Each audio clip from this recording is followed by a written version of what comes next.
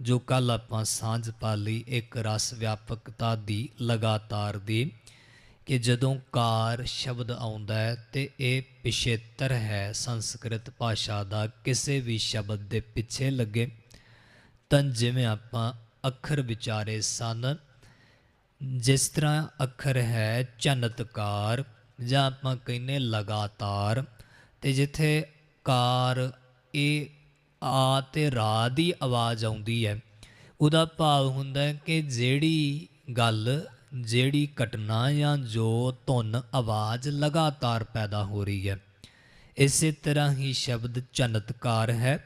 ਕਿੰਕਨੀ ਸ਼ਬਦ ਚਨਤਕਾਰ ਖੇਲ ਪਾਹੇ ਜਿਉ ਜੋ ਚਨਤਕਾਰ ਇੱਕ ਛਣਕ ਸ਼ਨਸ਼ਨਾਹਟ ਧੁਨ ਲਗਾਤਾਰ ਧੁਨ ਧੁਨਕਾਰ ਇਹ ਕੱਲ੍ਹ ਆਪਾਂ ਵਿਚਾਰਿਆ ਕਾਰ ਦਾ ਅਰਥ ਉਹ ਮਾਲਕ ਇੱਕ ਰਸ ਲਗਾਤਾਰ ਵਿਆਪਕ ਹੈ।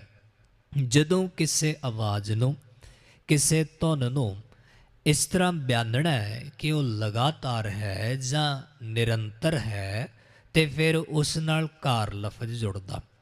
ਸੋ ਇੱਥੇ ਅਕਾਲ ਪੁਰਖ ਦੀ ਵਿਚਾਰ ਦੇ ਨਾਲ ਕਾਰ ਜੁੜਿਆ ਤੇ ਇਹਦਾ ਭਾਵ ਕਿ ਜਿਸ ਅਕਾਲ ਪੁਰਖ ਦੀ ਗੱਲ ਹੋ ਰਹੀ ਹੈ ਇੱਕ ਤਾਂ ਉਹਦੇ ਬਾਰੇ ਜਾਣ ਲਓ ਕਿ ਉਹ ਇੱਕ ਹੈ। ਉਹ ਕੌਣ ਇੱਕ ਹੈ? ਓੰ ਬ੍ਰਹਮ ਅਕਾਲ ਪੁਰਖ।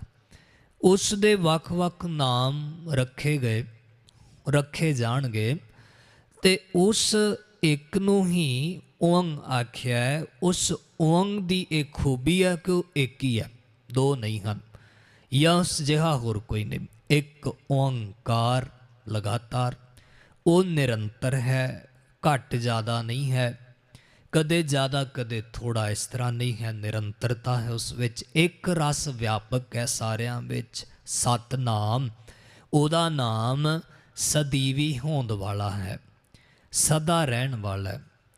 ਕੋਈ ਹੋਰ ਜੋ ਪਹਿਚਾਣ ਹੈ ਜੋ ਨਾਮ ਨੇ ਉਹ ਮਿਟ ਜਾਣਗੇ ਪਰ ਉਹ ਸਦੀਵੀ ਹੋਂਦ ਵਾਲਾ ਹੈ। ਕਰਤਾ ਉਹੀ ਸ੍ਰਿਸ਼ਟੀ ਨੂੰ ਰਚਣ ਵਾਲਾ ਹੈ, ਸਭ ਕੁਝ ਕਰਨ ਵਾਲਾ ਹੈ, ਕਰਤਾ ਹੈ। ਪੁਰਖ ਆਪਾਂ ਵਿਚਾਰਿਆ ਸੀ, ਪੁਰਖ ਦੇ ਅਰਥ ਭਾਵ ਉਹ ਸਭਨਾਂ ਵਿੱਚ ਰਮਿਆ ਹੋਇਆ। ਪਹਿਲਾ ਵਿਚਾਰ ਹੈ ਵੀ ਇੱਕ ਰਸ ਵਿਆਪਕ ਹੈ ਤੇ ਫਿਰ ਪੁਰਖ ਦੀ ਵਿਚਾਰ ਹੈ ਕਿ ਉਹ ਸਾਰਿਆਂ ਦੇ ਵਿੱਚ ਰਮਿਆ ਹੋਇਆ। ਕੋਈ ਵੀ ਐਸਾ ਥਾਂ ਨਹੀਂ ਘਟ ਘਟ ਮੈਂ ਹਰ ਜੂ ਬਸੈ। ਸਭੈ ਘਟ ਰਾਮ ਬੋਲੇ ਰਾਮਾ ਬੋਲੇ ਰਾਮ ਬਿਨਾ ਕੋ ਬੋਲੇ ਰੇ। ਉਹ ਕਰਤਾ ਹੈ ਤੇ ਪੁਰਖ ਵੀ ਹੈ। ਪੁਰਖ ਭਾਵ ਸਰਵ ਵਿਆਪਕ ਹੈ, ਸਾਰਿਆਂ ਵਿੱਚ ਰਮਿਆ ਹੋਇਆ। ਨਿਰਭਉ ਨਿਰਵੈਰ, ਉਹ ਭਉ ਤੋਂ ਰਹਿਤ ਹੈ, ਨਿਰਭਉ ਹੈ, ਉਸ ਨੂੰ ਕਿਸੇ ਦਾ ਕੋਈ ਭੈ ਨਹੀਂ। ਨਿਰਵੈਰ, ਉਹਦਾ ਕਿਸੇ ਨਾਲ ਵੈਰ ਨਹੀਂ ਹੈ। ਅਕਾਲ ਮੂਰਤ, ਉਸ ਦੀ ਜੋ ਮੂਰਤ ਹੈ ਉਹ ਵੀ ਕਾਲ ਤੋਂ ਰਹਿਤ ਹੈ। ਉਸ ਦੇ ਉੱਤੇ ਸਮੇਂ ਦਾ ਵੀ ਅਸਰ ਨਹੀਂ। ਜਿਵੇਂ ਆਪਾਂ ਕਹੀਏ ਬਚਪਨ, ਜਵਾਨੀ, ਬੁਢੇਪਾ, ਇਸ ਤਰ੍ਹਾਂ ਉਹਦੇ ਉੱਤੇ ਇਹ ਸਮੇਂ ਦੀ ਵਿਚਾਰ ਵੀ ਲਾਗੂ ਨਹੀਂ ਹੁੰਦੀ। ਇਸ ਤੋਂ ਵੀ ਉਹ ਬਾਹਰ ਹੈ, ਕਾਲ ਤੋਂ ਵੀ। ਅਕਾਲ ਮੂਰਤ। ਅਜੂਨੀ, ਉਹ ਜੂਨਾਂ ਤੋਂ ਰਹਿਤ ਹੈ, ਜੂਨਾਂ ਵਿੱਚ ਵੀ ਨਹੀਂ। ਸਹਿਭੰਗ, ਸਵਯੰ, ਆਪਣੇ ਆਪ ਤੋਂ ਹੈ, ਭਾਵ ਉਹਦਾ ਕੋਈ ਮਾਤਾ ਪਿਤਾ ਜਾਂ ਉਹਨੂੰ ਕੋਈ ਬਣਾਉਣ ਵਾਲਾ ਨਹੀਂ, ਆਪਣੇ ਆਪ ਤੋਂ ਹੈ। ਗੁਰ ਪ੍ਰਸਾਦ, ਐਸਾ ਅਕਾਲ ਪੁਰਖ ਗੁਰੂ ਦੀ ਕਿਰਪਾ ਸਦਕਾ ਮਿਲਦਾ ਹੈ। ਗੁਰ ਪ੍ਰਸਾਦ, ਜੋ ਪੱਪੇ ਨੂੰ ਅੱਧਾ ਰਾਰਾ ਲੱਗਾ ਤਾਂ ਕਰਕੇ ਇਹਦਾ ਉਚਾਰਨ ਹੈ ਪ੍ਰਸਾਦ, ਪ੍ਰਸਾਦ ਨਹੀਂ। ਜਾਂ ਸੱਸੇ ਨੂੰ ਬਿੰਦੀ ਲਾ ਕੇ ਛਾਦ ਵੀ ਨਹੀਂ, ਪ੍ਰਛਾਦ ਵੀ ਨਹੀਂ, ਪ੍ਰਸਾਦ। ਇੱਥੇ ਗੁਰ ਪ੍ਰਸਾਦ। ਹੁਣ ਇਹ ਥੋੜ੍ਹਾ ਜਿਹਾ ਹੀ ਧਿਆਨ ਰੱਖ ਕੇ ਜਿਹੜੇ ਅੱਖਰ ਸਾਡੇ ਸਾਹਮਣੇ ਨੇ ਉਹ ਸੁਭਾਵਕ ਰਵਾਨਗੀ ਵਿੱਚ ਅਸੀਂ ਗਲਤ ਪੜ੍ਹ ਜਾਂਦੇ ਹਾਂ। ਐਸਾ ਨਹੀਂ ਹੁੰਦਾ ਕਿ ਸਾਨੂੰ ਮਾਤਰਾ ਦਾ ਪਤਾ ਨਹੀਂ ਹੈ, ਪਤਾ ਤੇ ਹੁੰਦਾ ਕਿ ਸਿਹਾਰੀ ਲੱਗੀ ਜਾਂ ਬਿਹਾਰੀ, ਪਰ ਰਵਾਨਗੀ ਵਿੱਚ ਆਪਾਂ ਵੈਸੇ ਇੰਜ ਕਹੋ ਕਿ ਜੋ ਮੂੰਹ 'ਤੇ ਚੜ੍ਹੇ ਹੋਏ ਨੇ ਉੱਦਾਂ ਆਪਾਂ ਪੜ੍ਹ ਜਾਂਦੇ ਹਾਂ।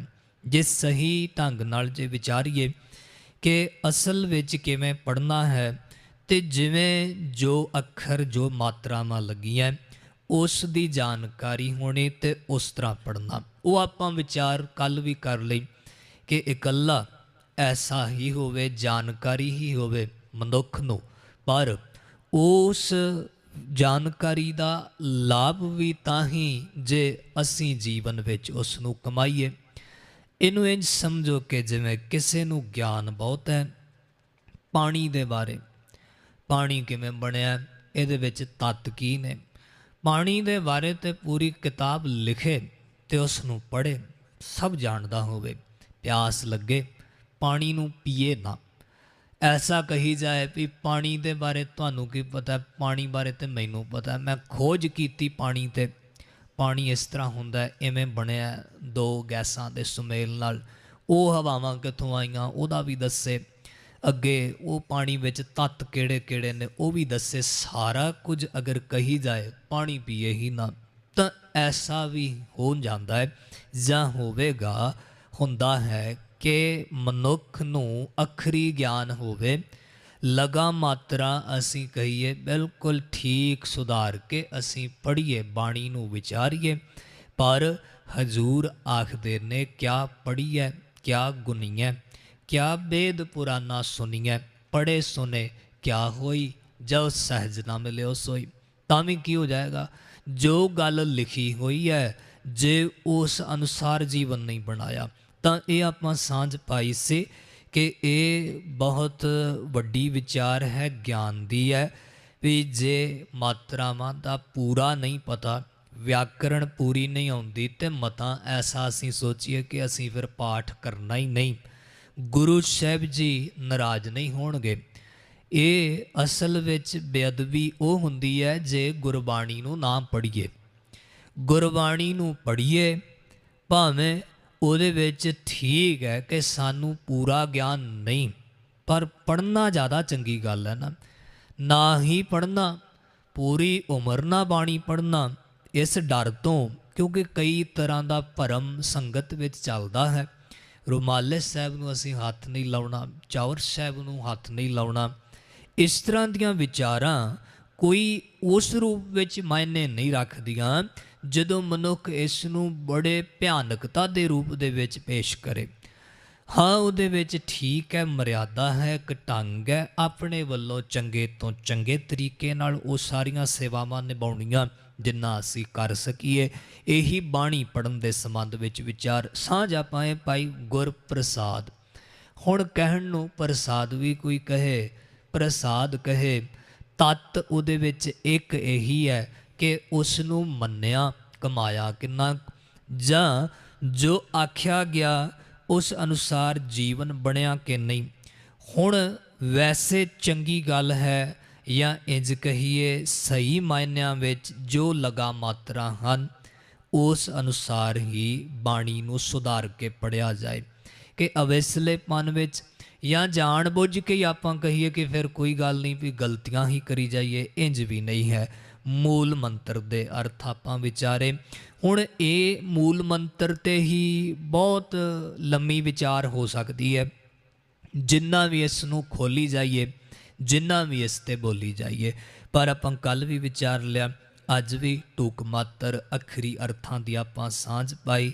ਬੜੇ ਹੀ ਸੁਖਾਲੇ ਢੰਗ ਨਾਲ ਹਜ਼ੂਰ ਨੇ ਅਕਾਲ ਪੁਰਖ ਦੇ ਗੁਣ, ਉਸ ਮਾਲਕ ਦੀਆਂ ਖੂਬੀਆਂ ਬਿਆਨੀਆਂ ਕਿ ਜਿਸ ਨੂੰ ਅਸੀਂ ਇੱਕ ਆਖ ਰਹੇ ਹਾਂ ਭਈ ਉਹਦੇ ਬਾਰੇ ਜਾਣ ਲਓ, ਤੇ ਜਿਸ ਇੱਕ ਦੇ ਬਾਰੇ ਦੱਸਿਆ, ਥੋੜ੍ਹਾ ਜਿਹਾ ਜਾਣੂ ਕਰਾਇਆ, ਵੀ ਜਿਵੇਂ ਆਪਾਂ ਕਿਸੇ ਦੇ ਨਾਲ ਕੋਈ ਗੱਲ ਸ਼ੁਰੂ ਕਰੀਏ ਵੀ ਆ ਤੈਨੂੰ ਉਹਦੇ ਬਾਰੇ ਦੱਸਾਂ, ਤਾਂ ਉਹਦੀਆਂ ਮੁੱਖ ਗੱਲਾਂ ਵੀ ਉਹ ਇੱਥੇ ਰਹਿੰਦਾ, ਆ ਉਹਦਾ ਨਾਂ ਹੈ, ਇੱਦਾਂ ਸੁਭਾਅ ਹੈ, ਤੇ ਇੰਜ ਭਾਈ ਉਸ ਨਾਲ ਆਪਾਂ ਮਿਲਾਂਗੇ।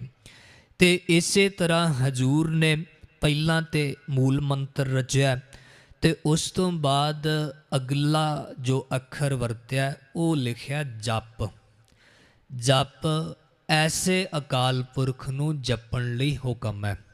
ਜੋ ਵਿਦਵਾਨ ਅਰਥ ਕਰਦੇ ਜਪ ਦੇ ਪੱਪੇ ਨੂੰ ਔਂਕੜ, ਤੇ ਇਹ ਫਿਰ ਹੁਕਮੀ ਰੂਪ ਦੇ ਵਿੱਚ ਵਰਤਿਆ ਜਾਵੇਗਾ। ਹੁਕਮੀ, ਹੁਕਮ ਹੋ ਗਿਆ। ਗੁਰੂ ਸਾਹਿਬ ਜੀ ਨੇ ਕੀਤਾ ਹੁਕਮ ਜਪ। ਕਿਸ ਨੂੰ ਜਪ?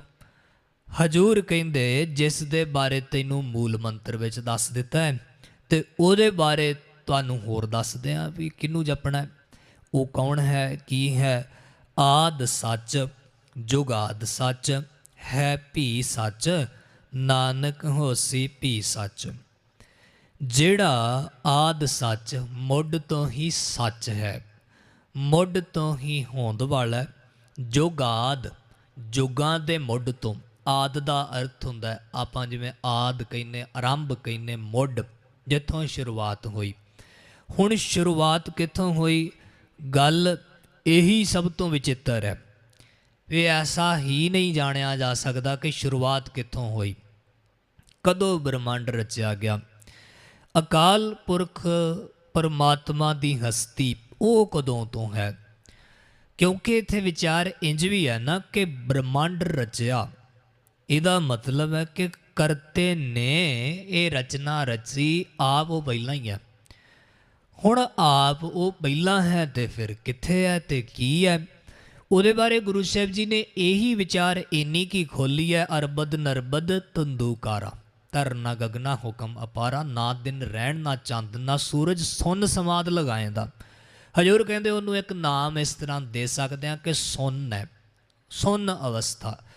ਵੀ ਨਾ ਉਸ ਨੂੰ ਤੁਸੀਂ ਇਹ ਆਖ ਸਕਦੇ ਕਿ ਚਾਨਣ ਸੀ ਉਦੋਂ, ਉੱਥੇ ਹਨੇਰਾ ਸੀ। ਨਾ ਕਹਿ ਸਕਦੇ ਹੋ ਕਿ ਗ੍ਰਹਿ ਨਛੱਤਰ ਸਨ, ਤਾਰੇ ਸਨ, ਬ੍ਰਹਮੰਡ ਸੀ ਜੀ, ਖਾਲੀ ਜਗ੍ਹਾ ਸੀ ਕਿ ਭਰੀ ਹੋਈ ਸੀ, ਕਾਲਾ ਸੀ ਰੰਗ ਕੇ ਚਿੱਟਾ ਸੀ। ਉਹ ਚੀਜ਼ ਹੈ ਕੀ ਸੀ? ਧੂਆਂ ਸੀ, ਹਵਾ ਸੀ, ਪਾਣੀ ਭਾਈ ਕੁਝ ਵੀ ਨਹੀਂ ਸੀ। ਹਜ਼ੂਰ ਕਹਿੰਦੇ ਇਹ ਵੀ ਗੁਰੂ ਸਾਹਿਬ ਜੀ ਨੇ ਇਹ ਬਿਆਨਿਆ ਹੈ, ਇਸ ਤਰ੍ਹਾਂ ਆਖ ਦਿੱਤਾ। ਆਖਣ ਤੋਂ ਬਾਅਦ ਪਾਤਸ਼ਾਹ ਜੀ ਇਹੀ ਕਹਿੰਦੇ ਨੇ ਵੀ ਮਾਲਕ ਜੀ ਤੇਰਾ ਅੰਤ ਨਹੀਂ ਪਾ ਸਕਦੇ, ਵੀ ਅਸੀਂ ਨਹੀਂ ਜਾਣ ਸਕਦੇ। ਜਿੰਨਾ ਕੁ ਜਾਣਿਆ ਤੇ ਉਹ ਆਪ ਹੀ ਤੁਸੀਂ ਕਿਰਪਾ ਕਰਕੇ ਜਣਾਇਆ ਆਪਣੇ ਬਾਰੇ। ਐਸਾ ਅਕਾਲ ਪੁਰਖ ਉਹ ਹੋ ਗਿਆ ਮੁੱਢ, ਮੁੱਢ ਵੀ ਜਿੱਥੋਂ ਇਹ ਸਾਰੇ ਕੁਝ ਦੀ ਸ਼ੁਰੂਆਤ ਹੁੰਦੀ ਹੈ। ਆਦ ਸੱਚ, ਉਦੋਂ ਤੋਂ ਸੱਚਾ ਹੈ, ਮੁੱਢ ਤੋਂ, ਬਾਅਦ ਵਿੱਚ ਨਹੀਂ ਆਇਆ, ਪਹਿਲਾਂ ਤੋਂ ਹੀ ਹੈ। ਆਦ ਸੱਚ, ਸਦੀਵੀ ਹੋਂਦ ਵਾਲਾ। ਸੱਚ ਦਾ ਅਰਥ ਸਦੀਵੀ ਹੋਂਦ ਵਾਲਾ, ਕੱਲਾ ਆਖਰੀ ਅਰਥ ਇੰਨਾ ਕੀ ਹੋਵੇਗਾ ਸੱਚ ਦਾ?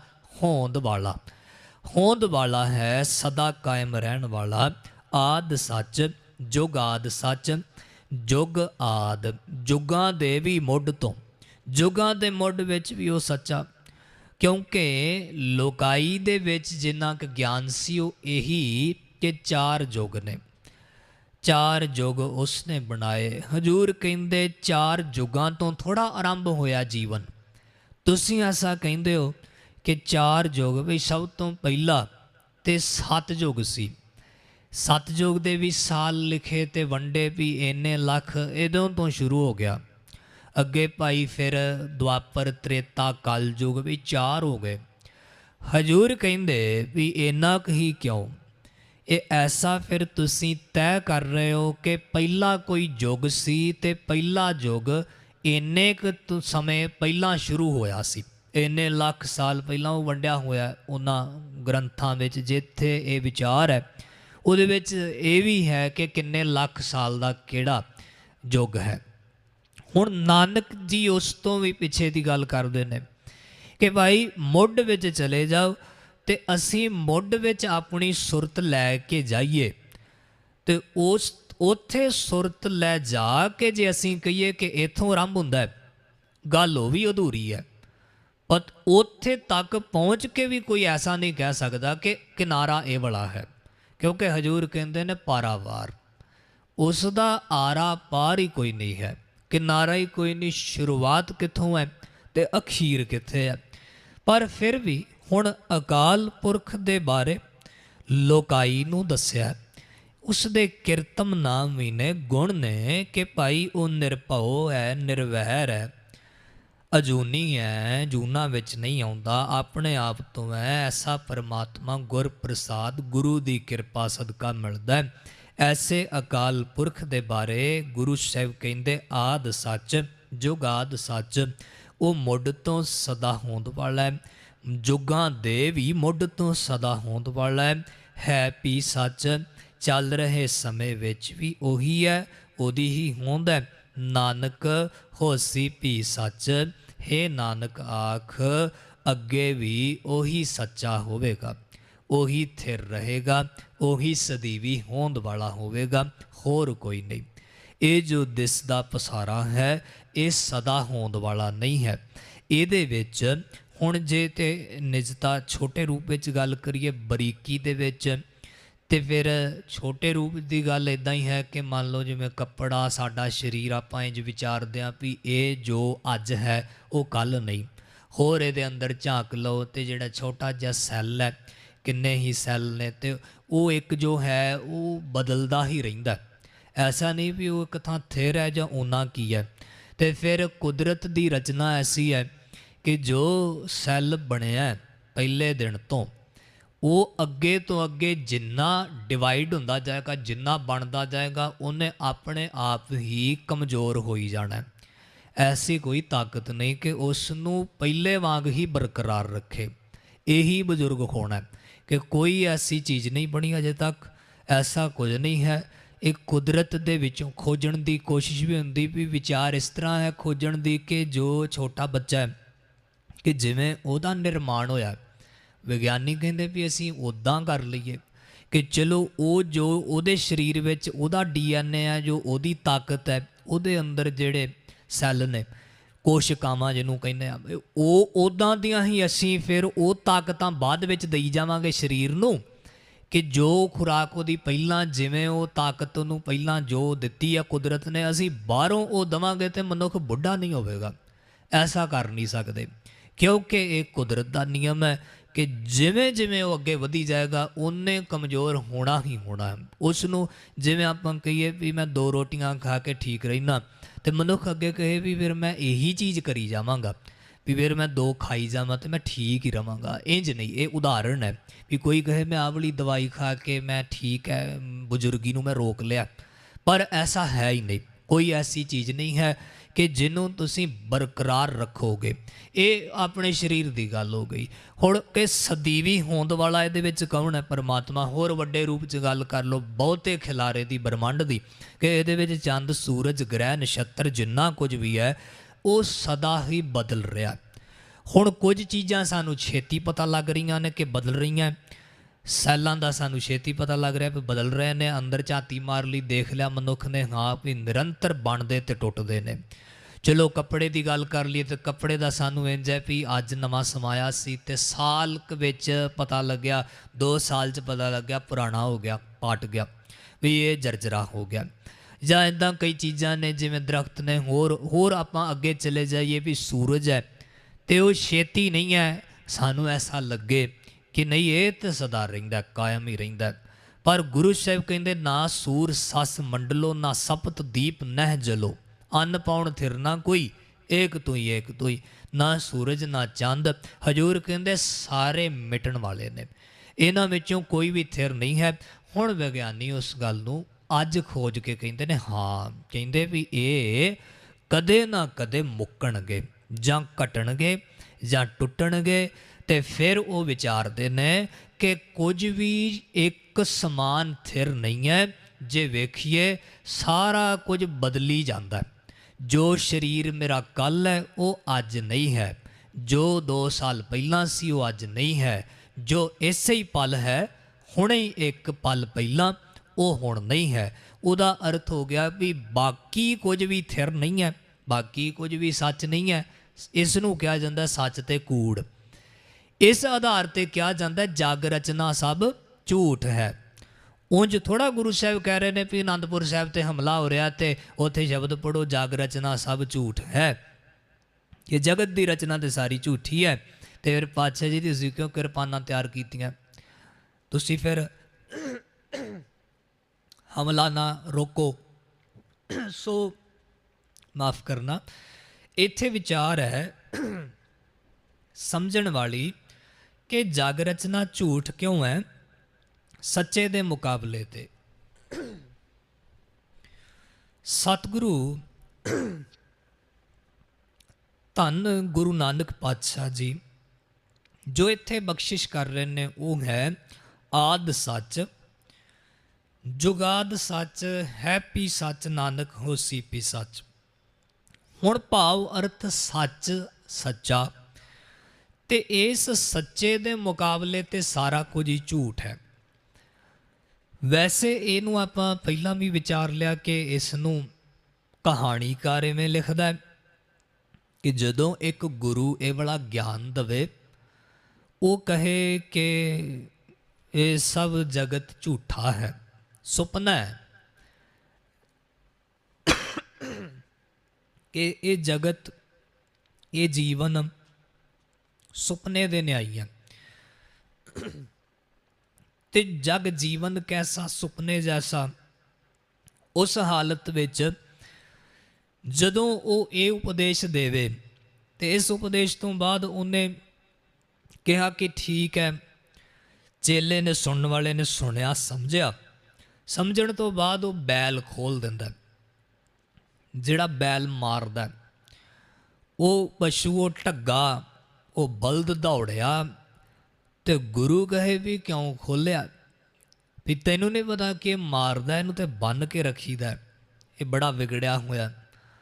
ਤੇ ਚੇਲਾ ਕਹੇ ਵੀ ਹੁਣ ਦੌੜਦੇ ਕਿੱਥੇ ਹੋ? ਵੀ ਤੁਸੀਂ ਤੇ ਕਿਹਾ ਵੀ ਜਗਤ ਸੁਪਨਾ ਹੈ, ਹੁਣ ਸੋਚੋ ਕਿ ਸੁਪਨਾ ਹੀ ਹੈ, ਮਾਰਨ ਦਿਓ, ਆਇਆ ਤੁਹਾਡੇ ਵੱਲ, ਤੇ ਹੁਣ ਤੁਸੀਂ ਭਾਵੇਂ ਕੁਝ ਵੀ ਹੋ, ਐਸਾ ਜਦੋਂ ਆਖ ਹੀ ਦਿੱਤਾ ਹੈ ਵੀ ਤੁਸੀਂ ਹੁਣੇ ਸਿੱਖਿਆ ਦਿੱਤੀ ਵੀ ਜਗਤ ਦੀ ਰਚਨਾ ਸਭ ਝੂਠੀ, ਮਿੱਥਿਆ, ਭਰਮ ਹੈ, ਸੁਪਨਾ ਹੈ, ਸੱਚ ਨਹੀਂ ਹੈ, ਤੇ ਫਿਰ ਇਹ ਬੈਲ ਵੀ ਸੱਚ ਨਹੀਂ ਹੈ, ਬੈਲ ਝੂਠ ਹੈ, ਸੁਪਨਾ ਹੈ, ਤੇ ਜੋ ਕਰਦਾ ਕਰਨ ਦਿਓ।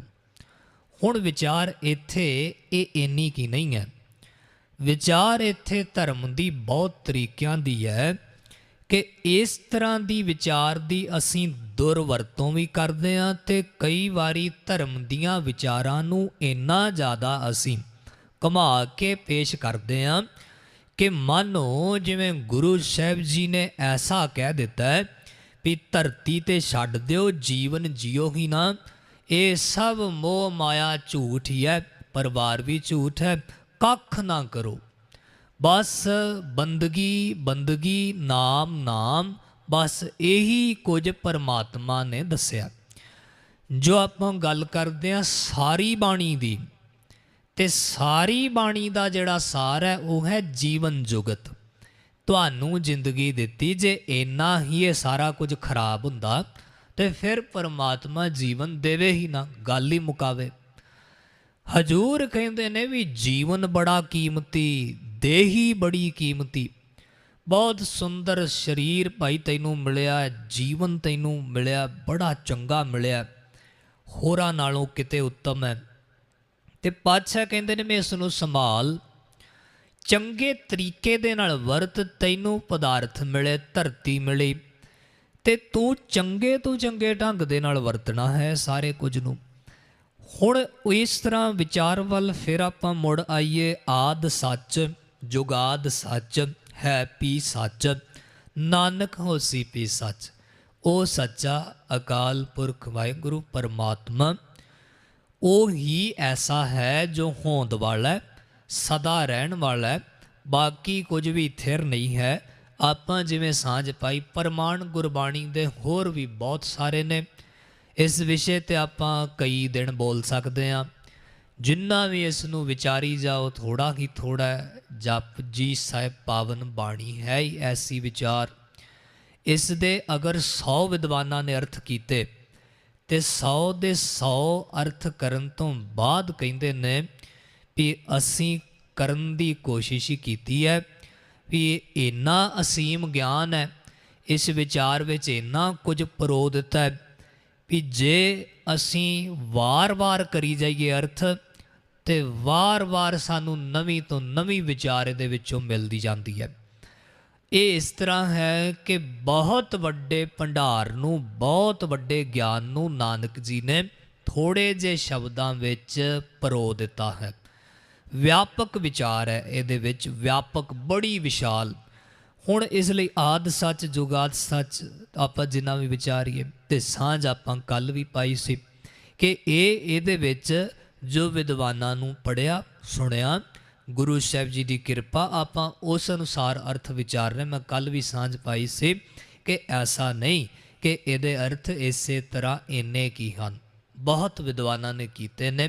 ਜਿਨ੍ਹਾਂ ਨੇ ਵੀ ਕੀਤੇ, ਜਿਸ ਨੇ 30 ਸਾਲ ਦੀ ਉਮਰ 'ਚ ਕੀਤੇ, ਜਦੋਂ 60 ਸਾਲ ਦਾ ਹੋ ਕੇ ਇਹਦੇ ਅਰਥ ਕਰਦਾ ਤਾਂ ਉਦੋਂ ਆਖਦਾ ਵੀ ਨਹੀਂ, ਉਦੋਂ ਜੋ ਕਹਿੰਦਾ ਮੈਂ ਕੀਤੇ ਅਰਥ ਅੱਜ ਉਹ ਨਹੀਂ। ਜਾਂ ਆਪਾਂ ਇੰਝ ਕਹਿ ਲਈਏ ਵੀ ਇਹ ਬੜੀ ਵੱਡੀ ਵਿਲੱਖਣ ਤੇ ਬੜੀ ਵਿਸ਼ਾਲ ਵਿਚਾਰ ਹੈ, ਅਸਚਰਜਤਾ ਵਾਲੀ ਹੈ। ਤੇ ਇੱਥੇ ਆਪਾਂ ਇਹ ਸਾਂਝ ਤਾਂ ਪਾਈ ਕਿ ਕੱਲਾ ਇਹਨੂੰ ਹੀ ਆਪਾਂ ਕਈ ਦਿਨ ਵਿਚਾਰ ਸਕਦੇ ਹਾਂ, ਪਰ ਮੂਲ ਸਾਡਾ ਇਸ ਗੱਲ ਵੱਲ ਵੀ ਧਿਆਨ ਹੈ ਕਿ ਅਰਥ ਗੁਰਬਾਣੀ ਦੇ ਹੋਣ। ਬਹੁਤ ਆਲੇ ਦੁਆਲੇ ਦੀ ਵਿਚਾਰ ਦੇ ਵਿੱਚ ਜੇ ਆਪਾਂ ਬਹੁਤਾ ਜ਼ਿਆਦਾ ਪੈ ਜਾਈਏ ਤੇ ਫਿਰ ਅਰਥ ਰਹਿ ਜਾਣਗੇ। ਹੁਣ ਅਰਥਾਂ ਤੇ ਹੀ ਫਿਰ ਆ ਜਾਈਏ। ਉਹ ਮਾਲਕ ਸਦੀਵੀ ਸੱਚ ਹੋਂਦ ਵਾਲਾ। ਹੁਣ ਐਸਾ ਜਦੋਂ ਪਰਮਾਤਮਾ ਸੱਚ ਹੀ ਹੈ ਜੋ ਕਾਇਮ ਰਹਿਣ ਵਾਲਾ, ਬਾਕੀ ਕੁਝ ਥਿਰ ਨਹੀਂ, ਤਾਂ ਉਸ ਦੇ ਆਧਾਰ ਤੇ ਫਿਰ ਬਾਕੀ ਗੁਰਬਾਣੀ ਦੀ ਉਹ ਸਾਰੀ ਵਿਚਾਰ ਆ ਜਾਏਗੀ ਵੀ ਬਈ ਜਗਤ ਦੀ ਰਚਨਾ ਝੂਠੀ ਹੈ, ਬਾਕੀ ਸਭ ਰਿਸ਼ਤੇ ਕੂੜ ਨੇ, ਕੂੜ ਰਾਜਾ ਕੂੜ ਪ੍ਰਜਾ ਕੂੜ ਸਭ ਸੰਸਾਰ। ਹੁਣ ਗੁਰੂ ਸਾਹਿਬ ਜੀ ਐਸਾ ਨਹੀਂ ਕਹਿ ਰਹੇ ਕਿ ਕੂੜ ਹੈ ਸੰਸਾਰ, ਤੇ ਜਦ ਫੌਜ ਚੜ੍ਹ ਕੇ ਆਏ ਤੇ ਹਜੂਰ ਉੱਥੇ ਕਹਿਣ ਵੀ ਕੂੜ ਹੀ ਹੈ। ਫਿਰ ਵੀ ਆਨੰਦਪੁਰ ਸਾਹਿਬ ਦੀ ਪਾਤਸ਼ਾਹ ਜੀ ਤੁਸੀਂ ਫਿਰ 7 ਮਹੀਨੇ ਕਿਉਂ ਰਾਖੀ ਕਰਦੇ ਰਹੇ ਹੋ? ਜਾਂ ਉੱਥੇ ਗੱਲ ਹੀ ਮੁਕਾਓ ਨਾ ਵੀ ਜੇ ਕਿਸੇ ਦਾ ਜਨੇਊ ਲੱਥ ਰਿਹਾ ਤੇ ਕੂੜ ਹੀ ਹੈ, ਉਹ ਸੱਚ ਥੋੜ੍ਹਾ ਹੈ। ਇੱਦਾਂ ਤੇ ਨਹੀਂ ਨਾ ਆਪਾਂ ਜੀਵਨ ਜੀਵਾਂਗੇ, ਇੱਦਾਂ ਇਹਦੇ ਅਰਥ ਹੋਣੇ ਹੀ ਨਹੀਂ।